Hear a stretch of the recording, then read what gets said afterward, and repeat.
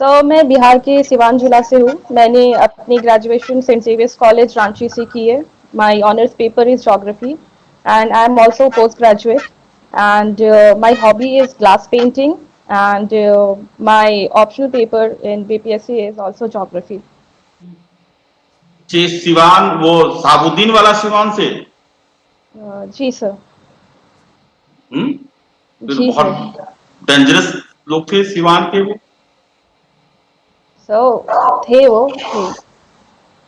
अच्छा। सिवान की कुछ फीचर बताएं। जी सर।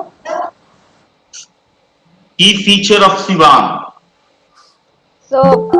सिवान एक बहुत ही अच्छा टूरिस्ट प्लेस है। यहाँ काफ़ी अच्छे टूरिस्ट प्लेसेस हैं और यहाँ पे वेजिटेबल प्रोडक्शन बहुत अच्छी होती है और महाराजगंज जो यहाँ का एक बहुत ही बड़ा ट्रेडिंग हब है। टूरिस्ट प्लेस कौन कौन सा नाम बताएं। सर यहाँ पे सबसे फेमस टूरिस्ट प्लेस है, एक बुढ़िया माता टेम्पल है जो सिवान टाउन में लोकेटेड है। सुहागरा धाम है।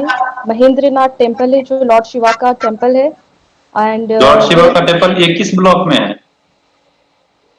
सर ये नहीं पता मुझे, सॉरी सर। और सुहागरा जो ये है फॉल सुहाग्र धाम। वो किस लिए फेमस है। वो भी एक टेम्पल है। किसका टेम्पल है। इसकी जानकारी नहीं है, सॉरी सर। किस किस ब्लॉक में है। ये नहीं पता सर, सॉरी। मैरवा में। चलिए।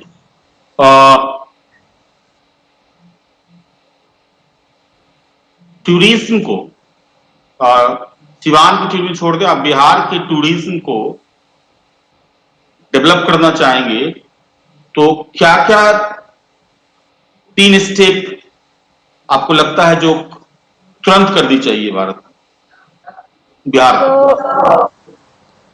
ऐसे तो बिहार में टूरिज्म का काफ़ी स्कोप है। अगर बिहार में मुझे टूरिज्म प्रमोट करनी होगी तो पहले मैं उन प्लेसेस को आइडेंटिफाई करूंगी जिसे एज अ टूरिस्ट हॉटस्पॉट में डेवलप कर सकूं और लार्जर विजिटर अट्रैक्ट कर सकूं। तो मैं उनके इंफ्रास्ट्रक्चर को अपग्रेड करूंगी।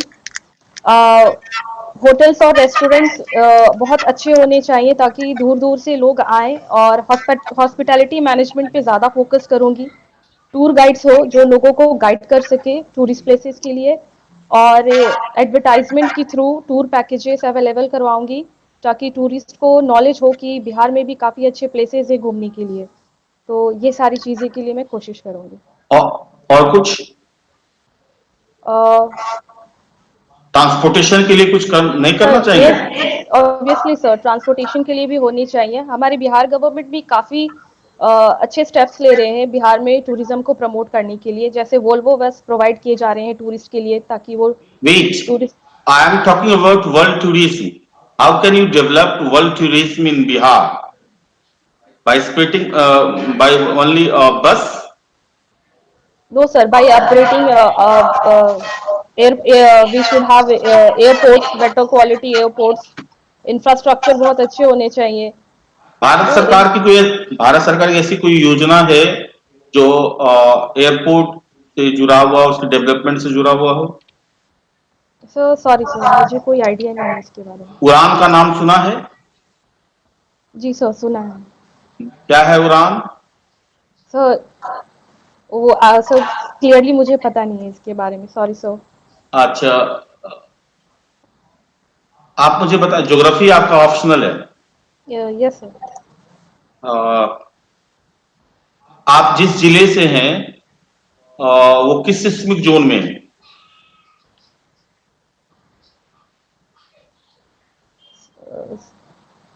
So can I guess sir? Yeah. So second seismic zone 2. Are you sure? So I Yes. have guessed, but I am not sure.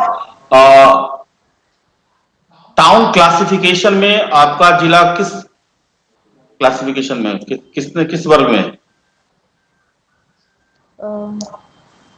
I'm really sorry sir, I cannot recall. अच्छा, आप ये बताया कि पिछले कुछ वर्षों में जो रेनफॉल है वो बिहार की घटती जा रही है, ठीक है ना। 112 सेंटीमीटर था, अब लगभग 100 सेंटीमीटर से बिलो हो गया है। इसके पीछे क्या कारण देखते हैं? सो एज आई सी वहाँ क्लाइमेटिक चेंज एक बहुत बड़ा फैक्टर हो रहा है, जो नंबर ऑफ रेनफॉल डेज कम होते जा रहे हैं। तो अकॉर्डिंग टू मी, जैसे कि इस ईयर लानीना ईयर था, रेनफॉल अच्छी होनी चाहिए थी, रेनफॉल काफी अच्छी हुई है, लेकिन जैसा होना चाहिए था उस तरह से रेनफॉल नहीं हो रही है। तो आई थिंक क्लाइमेटिक चेंज एक ऐसा फैक्टर है जो काफी अफेक्ट कर रहा है हमारे वेदर पैटर्न्स पे। अच्छा, आ, आप मुझे ये बताएं कि जो बिहार में जो वर्षा है, ज्यादा से कम एक श्लोक में बताएं। सो सो मैं जी, हाईएस्ट एंड लोएस्ट जानती हूँ, पर ज्यादा से कम उस ऑर्डर में मुझे नहीं पता है। अच्छा ठीक है। मतलब किस western part, eastern part, southern part, किस पार्ट में ज्यादा वर्षा होती है और उससे लोअर शेप में जाना है, तो ठीक है। ईस्टर्न एरिया में काफी वर्षा होती है, जो हमारे किशनगंज डिस्ट्रिक्ट है। हम्म, हैवी रेनफॉल होती है वहाँ पे, बहुत अच्छी वर्षा होती है। एंड सबसे कम रेनफॉल हमारे साउथर्न बिहार के स्टेट्स हो गए, गया, जहानाबाद, औरंगाबाद। तो यहाँ रेनफॉल की जो मात्रा है काफी कम है। अच्छा, आप ये बताएं कि ज्योग्राफिकल हब वर्ड सुना है आपने? सॉरी सर, मैंने नहीं ज्योग्राफिकल हब। सुना। नो सर, मैंने नहीं सुना है। और आपने टाल और जल्ला सुना है शब्द?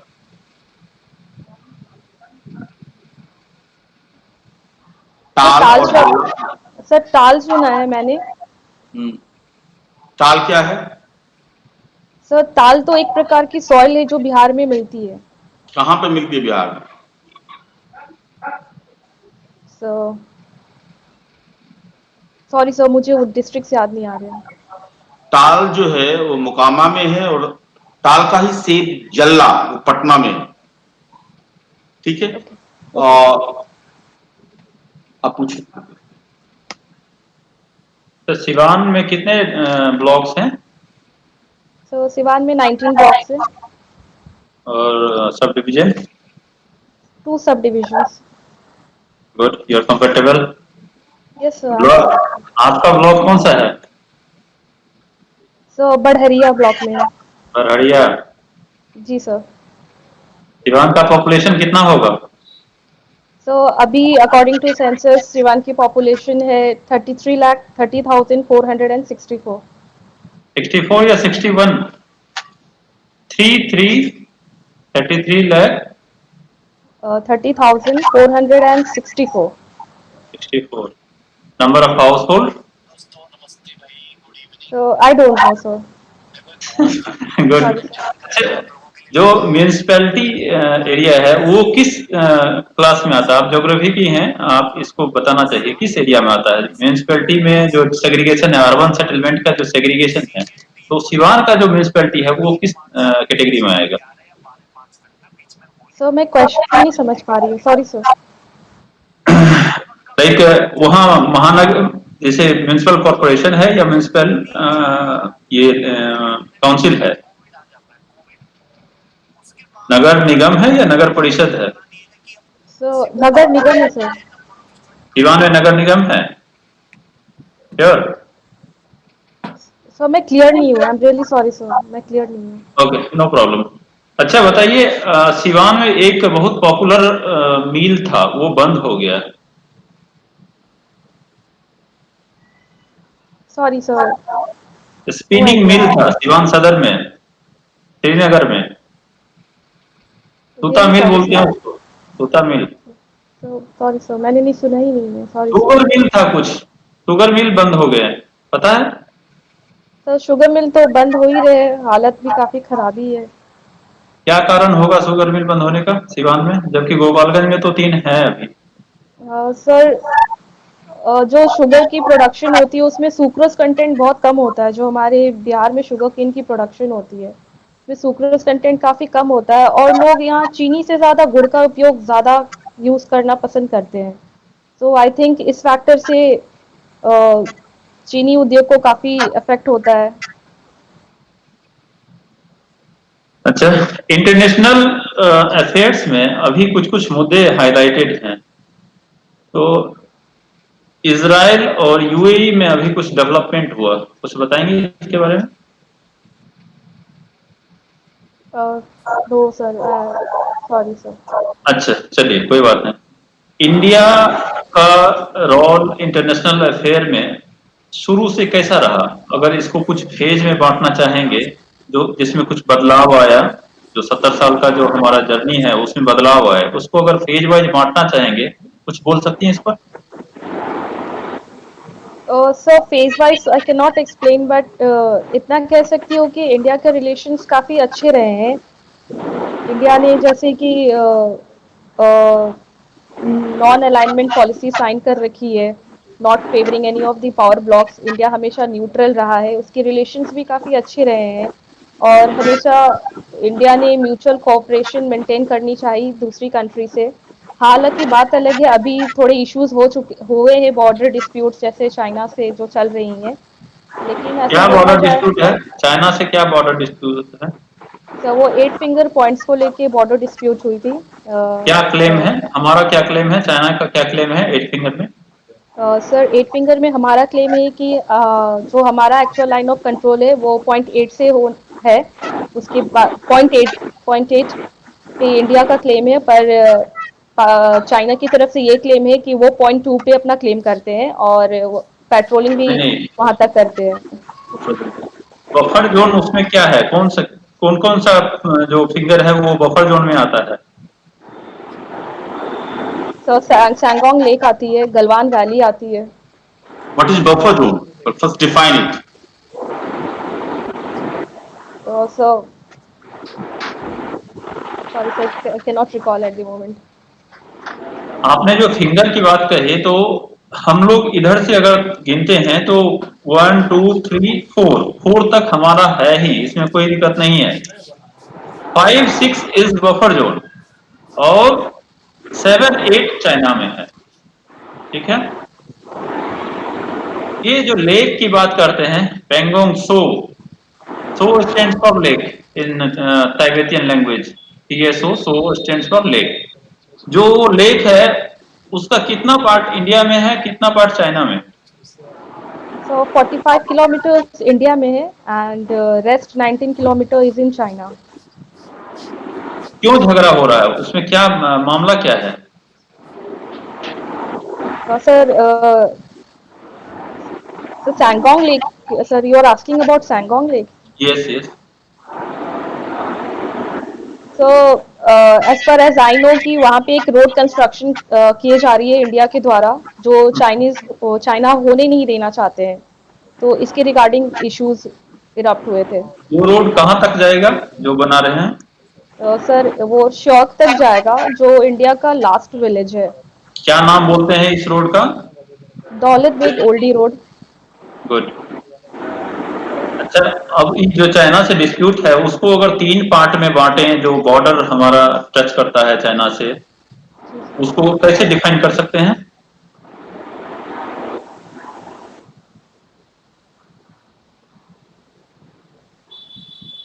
Sorry sir, can you repeat it? China से जो डिस्प्यूट चल रहा है, अगर उसको 3 पार्ट में बांट दें तो कहाँ कहाँ चल रहा है डिस्प्यूट? सो पहला तो वही 8 फिंगर पॉइंट्स को लेके डिस्प्यूट चल रही है। दूसरा जो हमारे कौन सा इंडियन टेरिटरी है वहाँ? लद्दाख है sir. Ladakh. Good.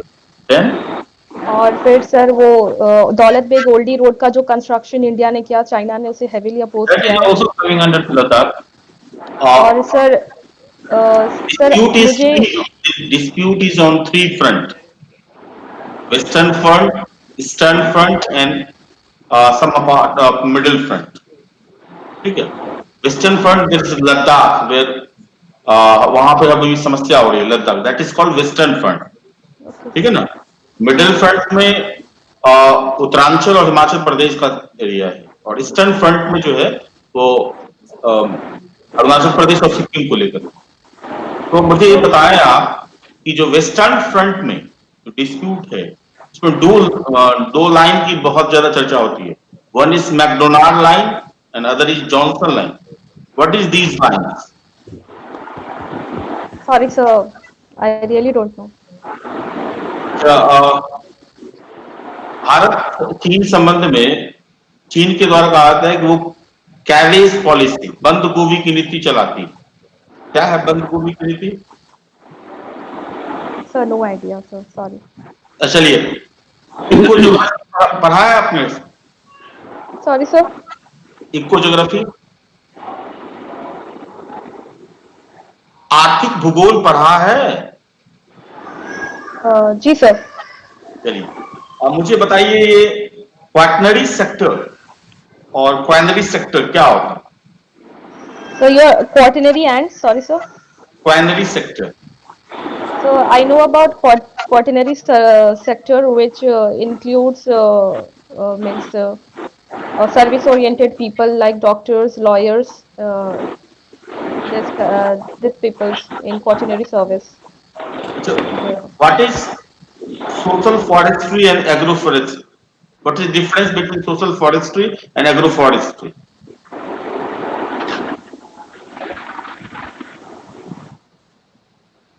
Sorry, sir, I cannot recall. Sorry. सामाजिक वानिकी बोलते हैं उसको हिंदी में, सोशल फॉरेस्ट्री को।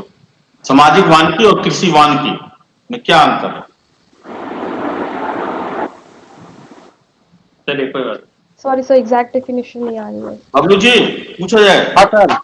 पूछिए। अच्छा, ये जुबली जी, आपने सर से बातचीत के दौरान क्लाइमेट चेंज की बात की थी। जी सर। तो बताइए कि क्लाइमेट चेंज क्या होता है? तो किसी भी एरिया में जब क्लाइमेट चेंज होने लगे, उसके रेनफॉल पैटर्न में और उसके टेम्परेचर में, तो वो we can term it as an climate change. क्या क्लाइमेट चेंज के लिए क्योटो प्रोटोकॉल बहुत फेमस है, तो क्या था Kyoto protocol? So I am not sure, but can I guess it? हाँ, कीजिए guess. Sir, Paris climatic deal हुई थी। नहीं, I am talking about Kyoto protocol. Sorry sir. अच्छा, आपने पेरिस समिट की बात की, तो पेरिस समिट में इंडिया का क्या ये है कि हमको कितना कम करना है? तो पेरिस क्लाइमेटिक डील में ये हुई थी कि हमें मेंटेन करना है कि अर्थ का टेम्परेचर 2 डिग्री से अबव ना जाए। तो इंडिया का क्या कमिटमेंट है? इंडिया कैसे कैसे इसको ग्रेजुअली कम करेगा? हर कंट्री को अपना कमिटमेंट देना था, इंडिया ने भी दिया। आप उसके बारे में बताएं। सॉरी सर, ये नहीं पता मुझे। अच्छा, एसडीजी के बारे में आपको पता है?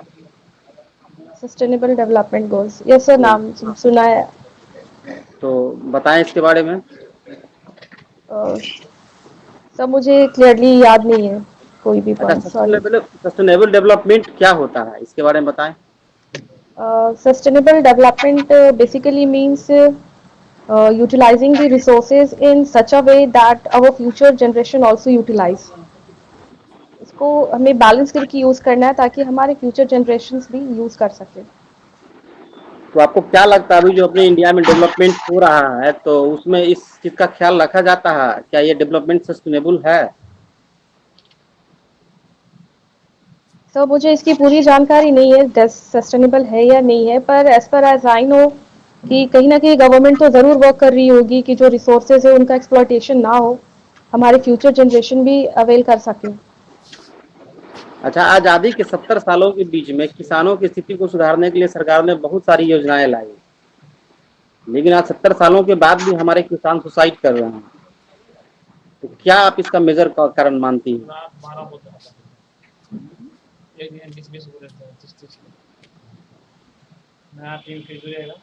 सो मेरे अकॉर्डिंग मेजर रीजन ये हो सकते हैं कि जो फार्मर की प्रॉब्लम्स है उसको एड्रेस नहीं किया जा रहा है। जैसे MS स्वामीनाथन द्वारा एक रिपोर्ट सबमिट की गई थी जिसमें उन्होंने फार्मर्स के डिस्ट्रेस के बारे में जिक्र किया है, मुझे डिटेल्स नहीं पता, और उन्होंने रेमेडीज भी सजेस्ट की है इसके रिगार्डिंग। तो आई थिंक वो फ्रेमवर्क इम्प्लीमेंट होना चाहिए जो हेल्प करेंगे फार्मर्स की सुसाइड को कम करने में। और वैसे गवर्नमेंट काफ़ी काम कर रही है फार्मर की suicide. what is MS Swaminathan recommendation? Sir मुझे डिटेल्स नहीं पता सर, इसकी रिपोर्ट अक्टूबर 2006 में सबमिट हुई थी, जो फार्मर्स की डिस्ट्रेस और उनकी प्रॉब्लम्स को एड्रेस करते हैं इस रिपोर्ट में। What is Evergreen Revolution? Sorry sir. What is Evergreen Revolution? Sorry sir, no idea about evergreen revolution. अच्छा, लास्ट क्वेश्चन है मेरा। आप सर। मुझे बताएं कि कोरल रीफ्स कैसे बनता है? सर कोरल रीफ में एक सिम्बायोटिक एसोसिएशन होती है एल्गेज और कोरल की, तो उसे हम कोरल रीफ्स कहते हैं। उसका निर्माण कैसे होता है, आप पूरी प्रक्रिया बताएं। सर मुझे फॉर्मेशन नहीं पता रीफ्स की, sorry sir. Sir last question है, what is the difference between sea mount on or gourd and gourd? Sorry sir, recall नहीं कर पा रही हूँ, रियली सॉरी। आज का इंटरव्यू तुम्हारा खत्म हो रहा है, हम थोड़ी देर रिव्यू दे रहे हैं। तुम्हें कैसा लगा इंटरव्यू में, वे बताओ क्या क्या तुम्हें सर मुझे लगा कि थोड़ी और पॉलिश करनी है ज्योग्राफी मुझे, और बाकी सर तो आप ही बताएंगे ना सर, आप ही मुझे अच्छे से जज कर पाएंगे। और तुम्हें क्या कोई लैकनेस नजर आई ज्योग्राफी के अलावा कहीं पे?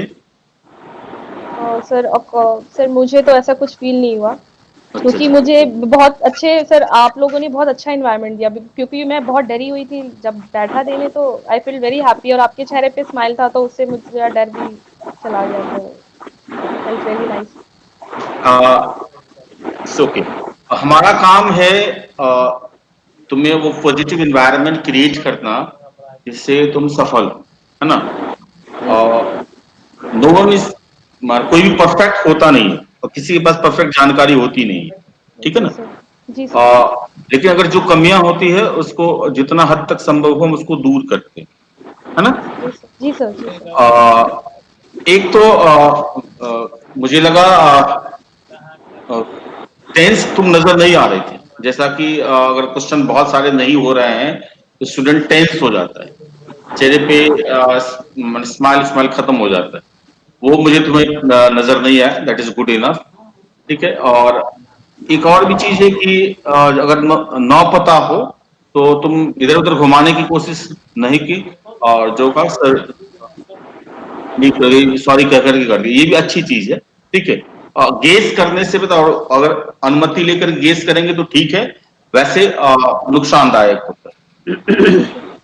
एक चीज ध्यान रखना, ज्योग्राफी की कुछ बेसिक्स नॉलेज बेहतर ढंग से होनी चाहिए, ठीक है? और कुछ एक ग्लॉसरी बनना चाहिए जिससे कुछ पॉपुलर टर्मिनोलॉजी सब हो में ध्यान में आनी चाहिए, ठीक है? शायद रीजन के होगा ग्रुप में शायद ज्योग्राफी की ग्लॉसरी दी हुई है, आप उसको यूज कर लेंगे, ठीक है? दूसरा है इंडिया चाइना रिलेशन जैसे है, मतलब बहुत बर्निंग टॉपिक है ना? उसकी पूरी समझ होनी चाहिए, उसकी वीडियो शायद ग्रुप में होगा या शायद बाद में ज्वाइन करिए क्या? जी सर, मैं अभी कुछ दिन पहले ज्वाइन किया है, 2-3 दिन पहले। ठीक है, तो वो सारे जो हम एक्चुअली क्लासेस लिए गए हैं यहाँ पे 20 day regular 2 or 3 hours interview को लेकर के, तो वो क्लासेस तुम्हें भेज दी जाएगी वीडियो, उसको बढ़िया से देखो, ठीक है? और सिवान से जुड़े हुए एक चीज याद रख लेना कि जैसे तुम्हें लग रहा होगा कि सिवान के बारे में बहुत जबरदस्त जानकारी होगी हम लोग नहीं, फिर पकड़ी गई है। हाँ, बहुत जबरदस्त जानकारी थी ना? मेरे पानी का बोतल दिया ना सर। इसका रीजन क्या है पता है? इंटरव्यू का जो प्रिपरेशन करते हैं मेरे द्वारा हर एक डिस्ट्रिक्ट की प्रोफाइल बनाई गई है। जी सर। सिवान की प्रोफाइल बनाई गई है, और सिवान से 3 स्टूडेंट पहले से हैं, तीनों लड़कियां हैं। जी सर। ठीक है, तो पूरी प्रोफाइल बनाई के उन लोगों को भी दी गई है, तुम्हें भी दे दी जाएगी, पूरा डिटेल नॉलेज है सर, प्लीज फॉरवर्ड करिए। ठीक है, वो डिटेल उसमें रखी गई है। और जो एक आरओ साहब थे वो वहां पे वर्क पे कर रहे थे, बहुत डिटेल नॉलेज है, तो वो चीज जानकारी रखनी चाहिए। कोई भी अगर उस एरिया से होगा तुम्हें नहीं तुम्हें लगेगा और मुझे लग रहा था एक चीज और है, जैसे मान लिया बहुत चीजों की, जैसे मंदिर की तूने चर्चा कर दी, जी सर। चलो ब्लॉक अगर तुम्हें नहीं भी याद हो, उस मंदिर में किस भगवान की पूजा होती है और तुम वो तुम नहीं बता पा रहे, उससे बेहतर है कि नहीं बोले। जब उसको टूरिज्म के रूप में डेवलप तुम्हें नहीं पता है उसमें किस चीज भगवान की पूजा हो रही है, किस जगह है, तो तुम कैसे डेवलप कर पाए। ऐसे चीजों को नहीं पेश करना चाहिए, बताना चाहिए जिसके बारे में अपनी जानकारी नहीं हो, क्योंकि ये चीज मान के रखो, इंटरव्यू में क्या होता है, तुम जो भी क्वेश्चन जो आंसर देंगे ना, उसी पर काउंटर क्वेश्चन बनता है। अगर तुम गौर करी होगी, तुम जो भी बोल रही हो उसी पर काउंटर आ रहा है, जी तुम्हारे सर। सब खींचा जा रहा है क्वेश्चन, है ना। तो जो जो तुम शब्द बोलेगी उसके पीछे ये मान के रखो कि वो काउंटर क्वेश्चन उससे आएगा उस शब्द को लेकर के। तो जो भी चीज हम बोले वो एकदम टू दी पॉइंट बोले, उसके बारे में जो जैसे होता है ना, फर्स्ट टाइम ये क्वेश्चन पूछा गया, अब जब तुम आंसर उसको दे रही है तो उसका सेकंड पार्ट ये देखना होगा इस पर काउंटर क्या क्या हो सकते हैं, फिर तीसरा इस काउंटर पर फिर और क्या काउंटर हो सकता है। इंटरव्यू में ऐसे तैयारी करी जाती है। हो सकता है 2-3 टॉपिक में ही तुम्हारा इंटरव्यू खत्म हो जाए, बायोडाटा पे ही तुम्हारा इंटरव्यू खत्म हो जाए, है ना। Okay sir. ठीक है। जी सर। सर वो ज्योग्राफी की आपने बोला, वो मुझे फॉरवर्ड कर देते सर। अच्छा ठीक है, वो आप कल कर दी जाएगी, कोई दिक्कत नहीं है सर ज्योग्राफी और सिवान की, ताकि मैं ब्रश अप कर लूँ जो भी लैकिंग है अभी। ठीक है, कर दी जाएगी। इंटरनेशनल रिलेशन की भी कर दी जाएगी। जी सर प्लीज। ठीक है। ठीक है sir. Thank you so much sir.